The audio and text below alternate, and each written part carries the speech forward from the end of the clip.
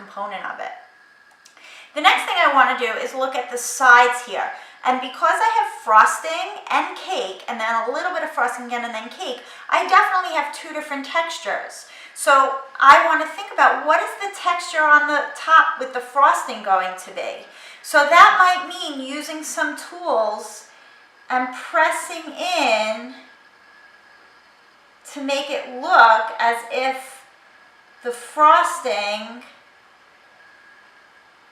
were smeared on with a knife. And that will make it look more like cake. As far as the sides go, I will want to maybe use a guide, a straight line like this, to press in where that layer of frosting is going to go. Then we have another layer of frosting down the center. So I have that nice line there. And then, so this section and this section are both going to be cake. So it's always nice to smooth out your clay to start with so you have a nice surface to create your texture. So there's many different ways that you can create texture. You have forks in your tool bin. So for a cake, I can simply texturize it like this, over and over, to give the air holes. And be careful because I definitely want to show frosting down the back.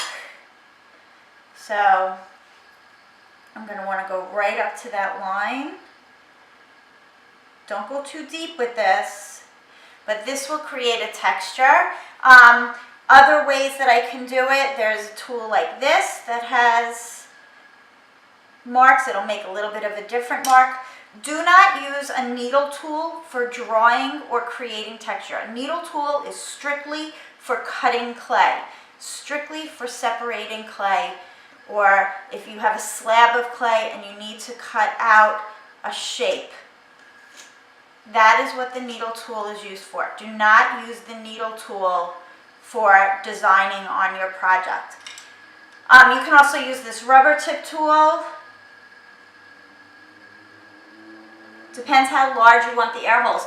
To make it easier, you might have multiple rubber tip tools in your tool bin. So you could always take a couple of them together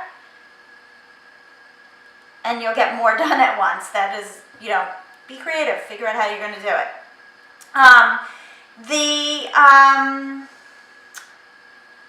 Here's another type of tool that you could use. It has a different mark.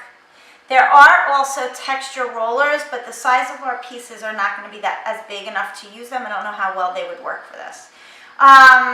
So that's how you're expected to have texture, because all the parts of your foods have different textures.